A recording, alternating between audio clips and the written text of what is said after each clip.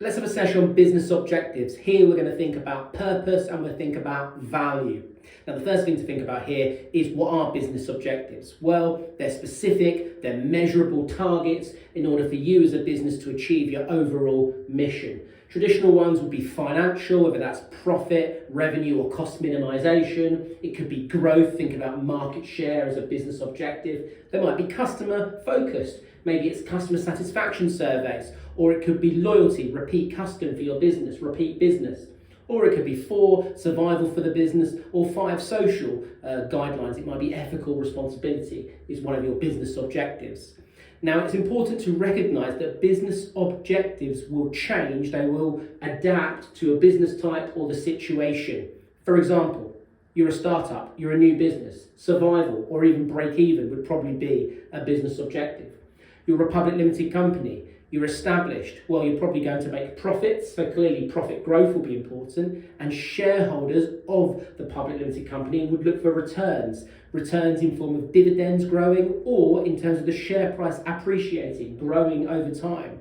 If you're a social enterprise, you'll be thinking about the impact on your community and the awareness of your mission for your social enterprise.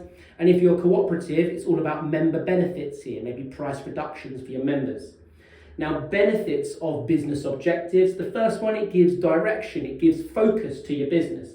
It's vital if you're a large or a complex organisation. You'll want to ensure that throughout all your employees, throughout all your managers, you've got that focus. It's going to aid, it's going to facilitate your decision making, help you prioritise. If you're caught between 2 different objectives, maybe cost cutting or more quality, you can prioritise what you're trying to achieve and then do it.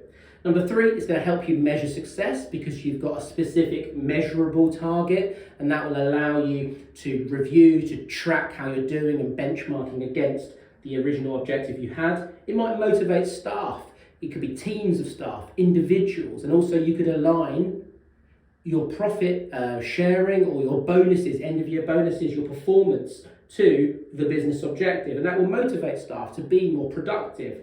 Higher labour productivity, lower labour cost per unit. Number 5 is it's going to help coordination. Coordination between your functional areas, your departments. What I mean by that is marketing, operations, HR and finance. There's limitations, there's risks, there's flaws to setting business objectives. Might lead to short-termism, especially for public limited companies. They often every 3 months, every quarter of the year, need to report their profits to the stock market, to their shareholders. And that might be a problem because you've become very myopic, very short-term focused on that reporting, and you forget about long-term goals like sustainability, like investment into innovation for the future.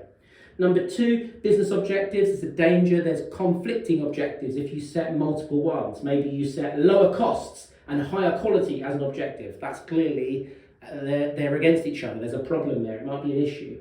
Number 3, if you have very strict, very rigid objectives, that's a problem. You're less agile as a business. You're less flexible as a business. And that means you're less able to adapt to a change or an immediate crisis in your industry. And number 4, the final one, is unrealistic objectives. If you set targets that are impossible to achieve, well, that's not motivating, that's demotivating for your employees. I hope that helps. I'll see you at the next session.